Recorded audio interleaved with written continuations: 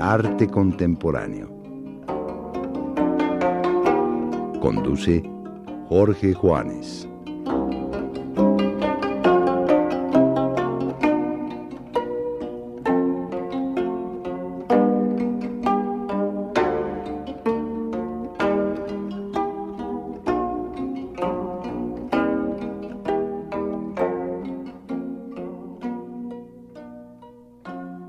Creo que sería bueno resumir rapidísimamente lo que es el sentido último del cuadro que habíamos estado analizando en la sesión anterior, Las Meninas. Las Meninas es un manifiesto sobre la grandeza de la pintura y de la creación artística. El tiempo de las Meninas es el tiempo de la pintura. No es el tiempo de los reyes, no es el tiempo de la corte, no es el tiempo de lo cortesano, es el tiempo del arte. Como manifiesto, Las Meninas, decía yo, viene a concluir, a consumar esplendorosamente toda esta idea que viene gestándose desde el autorreconocimiento por parte de los pintores de la grandeza de la pintura, de la diferencia entre pintor y artesano. El pintor, pues, no es casual entonces que en Las Meninas el pintor sea el gran protagonista. Decía yo algo que no he escuchado nunca, ¿no?, que se diga, pero que creo que hay que empezar a decirlo. Es un destronamiento, si se quiere así, hablar simbólicamente del rey, y un entronizamiento de la pintura, y en consecuencia del pintor, que es el que tiene mayor jerarquía, justamente en la representación conjunta de las Meninas, y es el único que no tiene, decía yo, una actitud cortesana, servil, frente al monarca que está enfrente, sino precisamente el monarca está detenido como modelo. Y lo que se refleja en el espejo es pintura, no el monarca, es pintura, lo cual cierra precisamente es estar todo el tiempo en el tiempo de la pintura. Pero claro, Las Meninas es un cuadro personal, ¿no? Es un cuadro donde Velázquez, es Velázquez, un Velázquez pleno.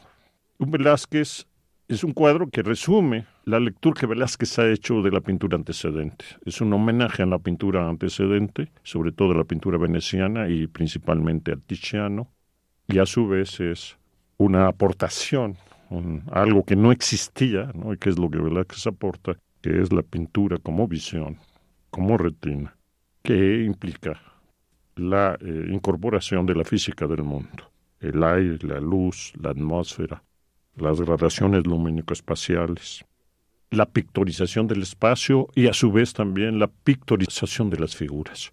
En ese sentido, hace Velázquez algo que no había sido hecho, sino, como decíamos, de alguna manera y por otras razones, por Leonardo da Vinci. Velázquez atiende, pues, lo que posibilita la presencia. Creo que con lo que adelantamos en la sesión anterior, y esto quedaría un poco cerrado el episodio Velázquez, y me gustaría pasar para terminar con este siglo XVII a analizar a otro gran pintor, ¿no?, otro de los hitos pictóricos de la historia de la pintura, que es Rembrandt. Y lo primero que vemos, o sea, si observamos los cuadros de Rembrandt, sobre todo del último Rembrandt, es frecuente ver figuras, a veces individuales, muchas veces, la mayoría de las veces, figuras individuales, ¿no?, ensimismadas, reflexionando, concentradas sobre sí. Figura cerrada sobre sí misma, cerramiento que es potenciado justamente por el claroscuro rembrandtiano. El claroscuro es una técnica para preservar la soledad. No debe ser confundido con el tenebrismo, y menos con el tenebrismo español, ni con el tenebrismo de Caravaggio, en donde se trata, decíamos, de potenciar con el efecto, el shock de luz y sombra, de potenciar lo tectónico finalmente, o con el tenebrismo místico, en donde es la atmósfera de encierro para que se dé la epifanía, se dé el éxtasis y se dé la comunicación y el diálogo con la trascendencia. No, el claroscuro es justamente un espacio para preservar la soledad del individuo solitario, aislado, que ha decidido ya romper con el mundo. Es decir, la pintura de Rembrandt muestra ya la dificultad del pintor por comulgar con un mundo emergente con el que ya no se siente identificado. Y por tanto, entonces, frente a ese espacio mundano, ese afuera, el pintor crea su espacio absoluto, su espacio de intensidades, su espacio de intimidad, que es el espacio de la pintura, y busca y retrata y recrea justamente a un mundo de personajes que comparten o que viven esa relación consigo mismo de un modo radical. En Rembrandt, pues, hay un privilegio del espacio interior, repito, en tanto espacio de silencio y de soledad. Estar fuera del mundo y estar recogido en sí mismo. Hay mucho retrato en Rembrandt. Es el momento, pues, del individuo aislado, ¿no? Hay muchos retratos en Rembrandt de hombres ya avejentados, así como Rubens es el pintor de la carne avejentada, de la carne arrugada, de la carne deteriorada, de la carne perecedera, ¿verdad? En donde vemos rostros justamente que cargan el peso del tiempo existencial, de figuras que están cerca de la muerte, que tienen marcadas sobre sí las cicatrices, el dolor y la intensidad, desde luego, de la existencia vivida. Son retratos profundos de personajes que nos ven, pero que son impenetrables, puesto que están encerrados en su propia vivencia. Todo es, pues, muy interno. Todo respira en Rembrandt profundidad e intensidad. Estamos ante atmósferas secretas, protectoras. Y es el espacio del claroscuro. Entonces en Rembrandt lo que hace es hacer corresponder. Y ese es el logro, ¿no? El equilibrio que tienen los cuadros de Rembrandt. Hacer corresponder la interioridad del lugar con la interioridad del personaje. Es, repito, el cuerpo perecedero, la carne perecedera, porque son retratos de la finitud, del hombre finito, del hombre que define su vida entre el nacer y el morir, entre ese tiempo efímero que pasa sin darse cuenta y que se ve en los efectos que esto tiene sobre el rostro, sobre la mirada y sobre la gestualidad que tienen los retratos de Rembrandt. Son rostros con huella existencial. Evidentemente, esta vida contenida, este retrato o esta pintura, donde se recrea lo propiamente existencial más que lo meramente físico, lo íntimo, por tanto, la opacidad que el individuo tiene en relación a su propio destino, obliga a una pintura que no sea lineal, racional, plástico-lineal, puesto que la línea, el dibujo, el contorno es algo absoluto. Es una pintura de lo absoluto. Es una pintura propia para representar aquello que supera lo físico, que fuera el aquí y ahora.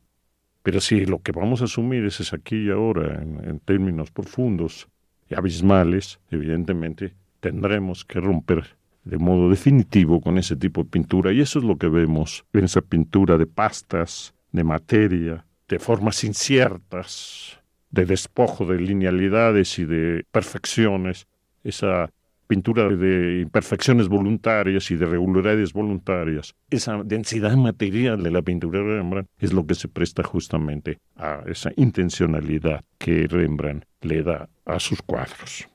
Una cosa importante en Rembrandt, creo que en ese sentido Rembrandt es un antecedente que no será entendido hasta la pintura matérica en el siglo XX, es el trato del óleo, en este caso, como materia, no como color, como materia.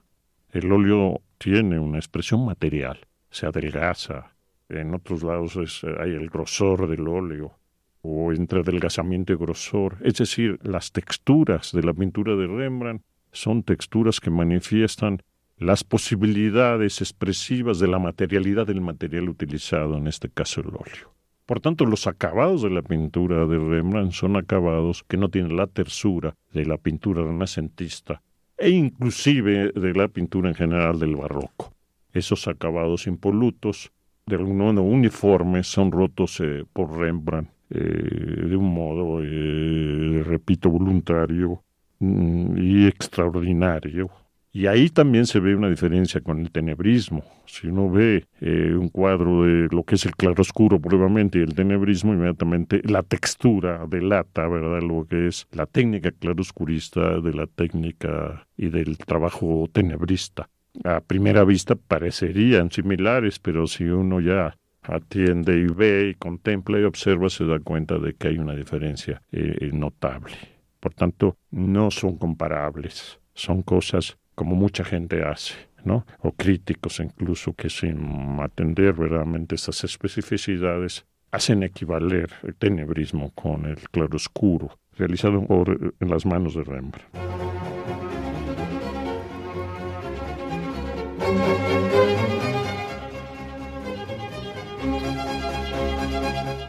Busque el enlace en nuestra página web www.radioeducacion.edu.mx.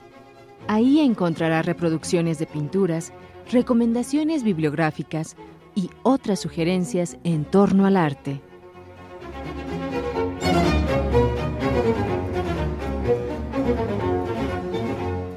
Es en pocas palabras. Rembrandt no se detiene en el ser de las cosas, sino en el tránsito. Es una pintura de lo contingente, de la vida finita. Y sobre esto de no confundir el claroscuro con el tenebrismo, yo quisiera puntualizar lo siguiente.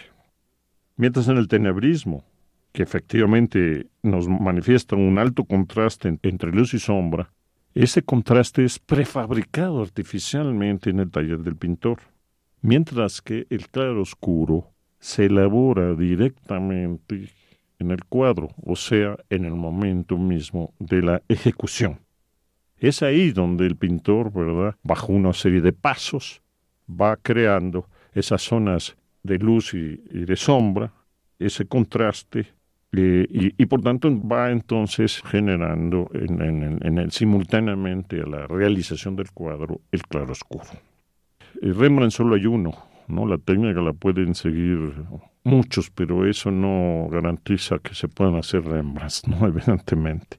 Rembrandt comienza por pintar siempre el fondo con un color neutro respecto a lo que eran los colores protagonistas del cuadro. O sea, planta un color que no compita con los colores decisivos, sino que permita justamente que estos colores decisivos se manifiesten plenamente. Ya metido en obra, el pintor, siguiendo el principio de que la ausencia de luz rechaza el color, trata las sombras con colores opacos y pastas diluidas, al tiempo que las partes luminosas, conforme al principio que la luz atrae plenamente el color, son sobrecargadas de empaste y de riqueza colorística.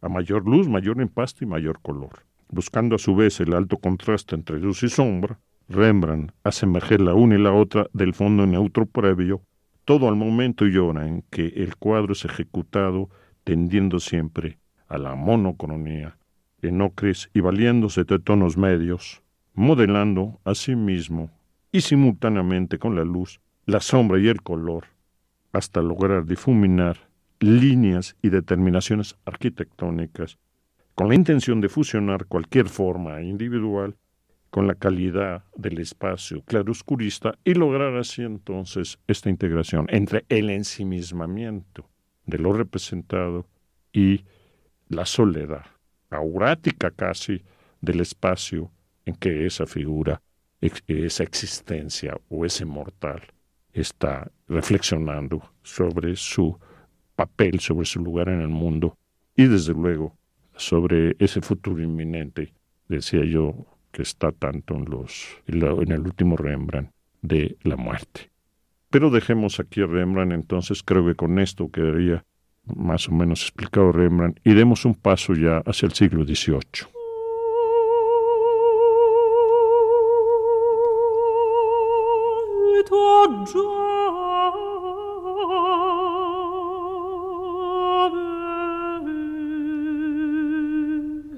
Queremos saber qué piensa usted. Territorios del Arte @radioeducacion.edu.mx.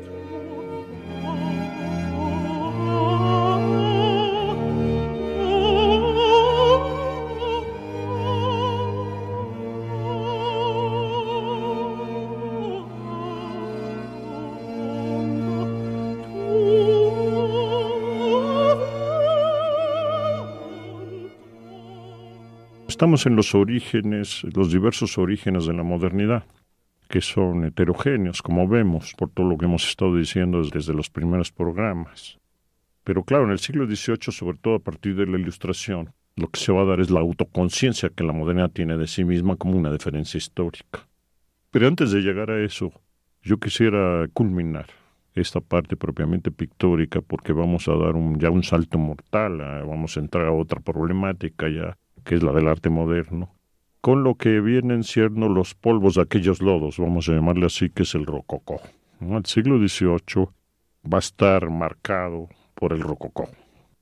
El rococó en realidad es un estilo cortesano y ornamental, decorativo hasta la saciedad, frívolo.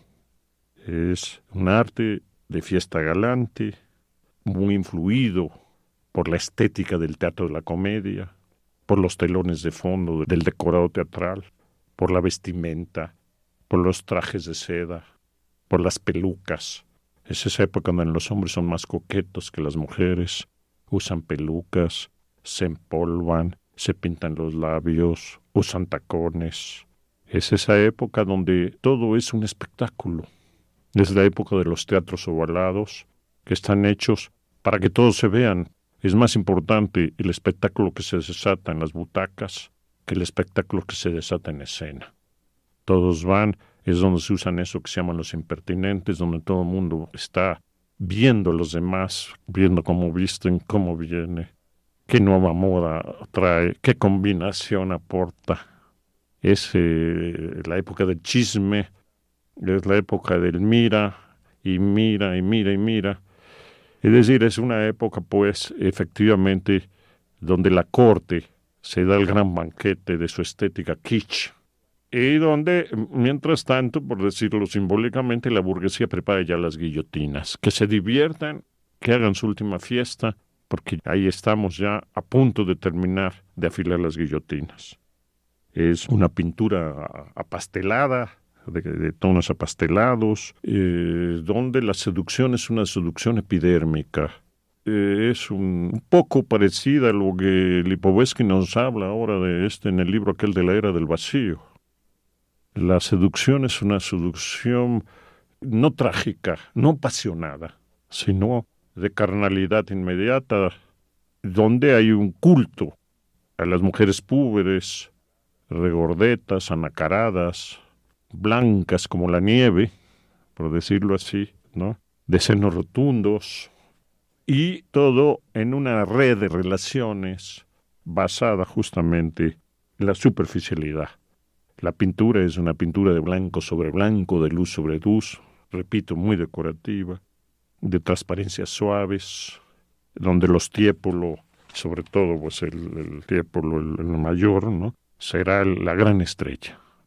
No obstante, a pesar de que es una pintura intrascendente, en mi opinión, tiene una ventaja. Esa liviandad genera una pintura bocetada, muy suelta, muy rápida, que va a liberar la solemnidad de la pincelada, el detallismo necesario, la rigidez.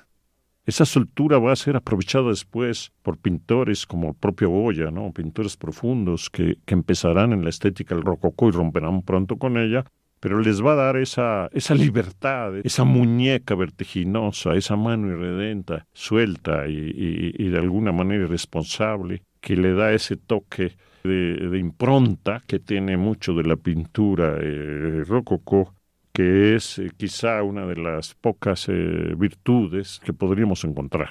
Lo que va a aportar en esa liberación ya de toda la pesantez de lo que sería el modo de tratar un cuadro en la pintura anterior.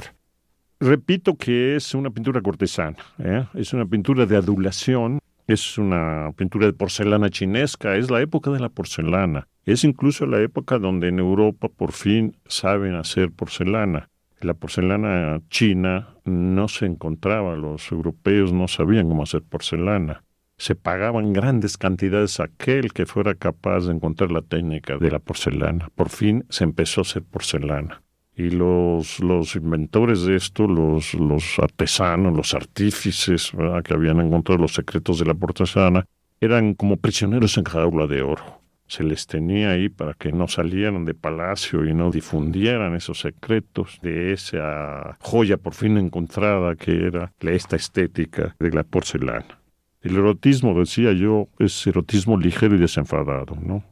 Picante, muy femenino. Es la época de las madames, de las Pompadour, de las vivencias a flor de piel, si se quiere incluso, de lo que un aristocratismo en decadencia consideraba como una estética del refinamiento.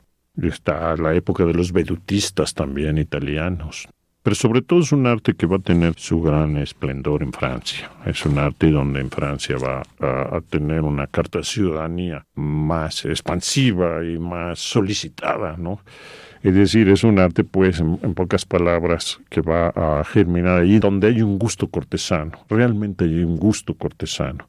Es decir, por ejemplo, en España, aunque hay rococó, y ya con la llegada de los Borbones a España se introduce la estética rococó y también el neoclasicismo después, pero no hay propiamente un gusto cortesano. En España, las cortes, y eso se ve muy bien con Goya, más bien están seducidas, ¿no?, por lo popular, y por tanto entonces difícilmente podrían llegar a este esplendor de lo cortesano. Un buen ejemplo, creo que de lo que podría ser la estética rococó es el triunfo de los castrati y de los famosos cantantes estos castrati, los castrados, esas voces. Y hay una película, yo le recomiendo Farinelli. A mí la película me parece que no es muy buena película, pero visualmente es extraordinaria, porque creo que el escenógrafo, el que reconstituye toda la visualidad de Schotteschi rococó, es notable. Es notable cómo la reconstruye. Es una película que la tengo y que cuando doy clases sobre el rococó siempre la pongo. Esa escena donde está cantando con esos escenarios quiche, esos teatros, todo eso, bueno, pues eso es de lo que estamos hablando. Esa es exactamente la época. Y acuérdense, ¿verdad?, que los grandes compositores se desesperaban, ¿no?, porque la gente prefería precisamente el espectáculo. Ahí es parecido a esto de la era del espectáculo actual, ¿no? El arte como espectáculo, como un espectáculo de superficie, como divertimento, sin tragedia. La tragedia vendrá después, vendrá ya pronto, está al acecho.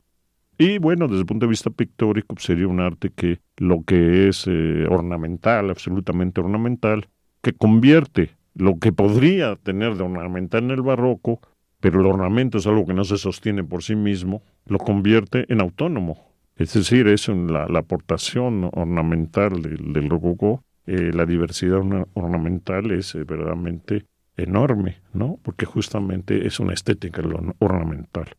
Pero creo que, bueno, no me gustaría mucho insistir en lo que no es sustantivo. Después incluso de hablar de todos estos grandes pintores que hemos hablado, y quisiéramos entonces ya entrar a lo que es propiamente la reconstitución de lo que podrían ser las condiciones en donde la modernidad cobra autoconciencia y ver cómo la modernidad en realidad es una cosa heterogénea. Hay dos modernidades. Y eso es lo que voy a tratar de demostrar ahora inmediatamente. Quisiera recalcar, ¿no?, nada más para terminar un poco con esto del rococó, que tanto la decoración mural como la pintura caballete se hace en acuerdo a una estética general del rococó, es decir, de acuerdo con las estatuas, con las porcelanas que se tienen en las casas, con los muebles de comedor, con las recámaras, con todos los enseres en general, ¿verdad?, que decoran la vivienda cortesana. Es un estilo, ¿verdad?, que se generaliza y se hace copartícipe todo con todo. Es decir, la gente entra a un ambiente propiamente rococó. El tapiz, por ejemplo, es un intermediario entre el cuadro y los objetos, ¿no?, etcétera. Y bueno, hay artistas como Boucher, como Watteau, como Chardin. Chardin, por cierto, yo lo separaría un poco, los Tiepolo, los vedutistas venecianos, que encarnarían muy bien, ¿no?, lo que es esta estética del rococó. Pero yo creo que ya sería suficiente, ¿no?, por lo del rococó, porque es el momento ya de entrar a lo que es propiamente las condiciones en donde la modernidad cobra autoconciencia a sí mismo y ver qué es lo que pasa ya propiamente con lo que es el arte moderno.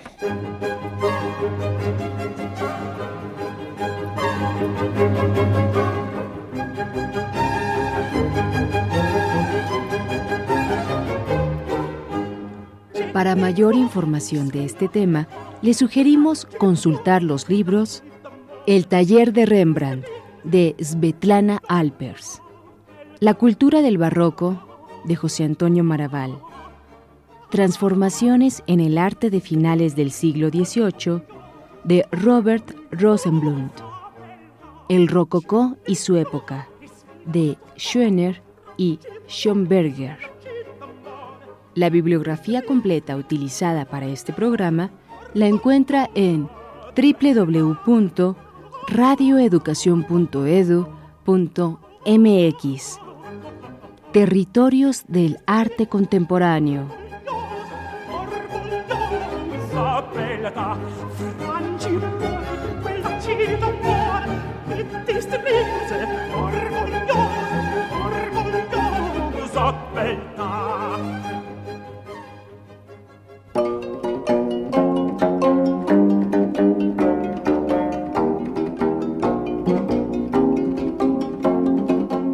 Territorios del arte contemporáneo con Jorge Juanes.